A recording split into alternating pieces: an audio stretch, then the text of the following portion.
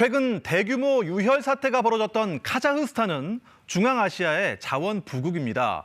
한국도 카자흐스탄과 경제적으로 밀접한 관계를 맺고 있는데요. 두 나라의 경제 교류 현황을 모스크바 김준호 특파원 연결해서 알아보겠습니다. 김준호 특파원, 카자흐스탄이 자원 부국으로 알려져 있죠. 주로 어떤 자원들을 보유하고 있습니까?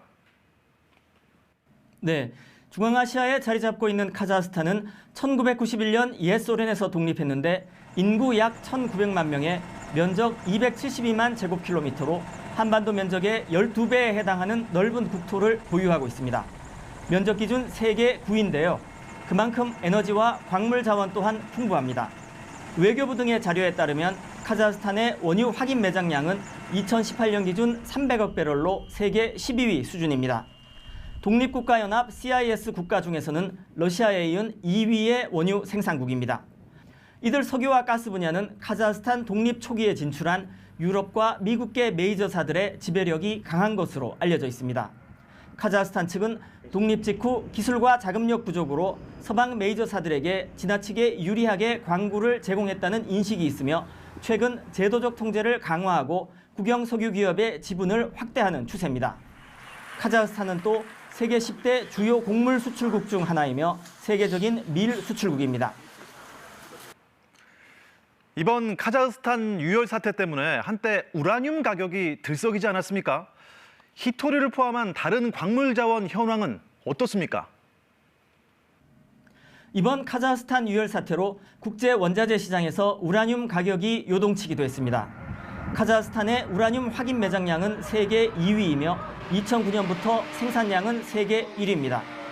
2018년 기준 2만 1,700여 톤을 생산해 세계 생산량의 39%를 점유하고 있습니다. 또 철은 세계 매장량의 6%, 구리 7%, 납 19%, 망간 25%, 크롬 45%를 보유하고 있습니다. 티타늄과 리튬, 바나듐 등 희유 금속과 히토류 매장량도 세계적 수준입니다. 카자흐스탄과 한국과의 교역 규모는 어느 정도입니까? 네, 한국무역투자진흥공사 알마티 교역관 자료에 따르면 카자흐스탄의 최대 교역국은 러시아입니다. 이어 중국과 이탈리아 등이 뒤를 잇고 있고 한국은 8위의 교역 상대국입니다. 지난해 10월까지의 한국의 카자흐스탄 누적 수출액은 약 6억 달러로 전년 동기 대비 68% 감소했습니다.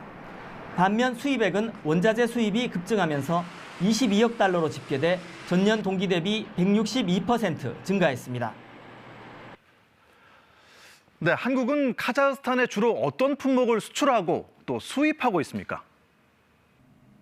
네, 지난해 10월까지의 한국의 대카자흐스탄 수출 품목 1위는 승용차입니다. 이어 화장품과 건설 중장비, 합성 수지와 윤활유, 자동차 부품 등이 뒤를 잇고 있습니다. 카자흐스탄으로부터의 수입 품목 가운데 1위는 원유입니다.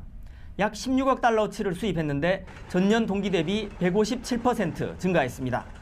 2위는 우라늄인데 수입액은 3억 6천만 달러 규모이고 전년 동기 대비 451% 증가했습니다. 이어 합금철과 기타 비철금속 제품, 동물성 한약재 등이 뒤를 잇고 있습니다. 카자흐스탄으로부터의 수입 상위 10개 품목의 대부분이 이처럼 원자재입니다. 한국과 카자흐스탄, 이 두 나라의 경제 협력 강화를 위해서 양국이 어떤 노력을 기울이고 있는지도 소개해 주시죠. 네, 카자흐스탄은 신북방 정책의 핵심 국가 중 하나로 중앙아시아 물류의 중심지이며 한국의 대중앙아시아 1위 교역국이자 최대 투자 대상국으로서의 위상을 지니고 있습니다. 두 나라 정부는 경제 협력을 강화하기 위해 경제공동위원회를 개최해오고 있습니다. 바크 듀센바예프 주한 카자흐스탄 대사는 최근 국내 언론과의 인터뷰에서 한국의 첨단 산업에 꼭 필요한 히토류를 안정적으로 공급할 수 있다는 뜻을 밝히기도 했습니다. 대외경제정책연구원은 지난해 한 보고서에서 카자흐스탄의 새로운 경제정책 방향에 맞춰 디지털과 보건, 교육협력, 행정, 운송 인프라 등의 새로운 양국 경제협력 분야를 제시하기도 했습니다. 카자흐스탄에는 또 고려인으로 불리는 우리 동포 약 10만 명이 거주하고 있습니다. 이 또한 양국 경제협력과 관계 발전에 가교 역할을 할 것으로 기대됩니다. 지금까지 모스크바에서 전해드렸습니다.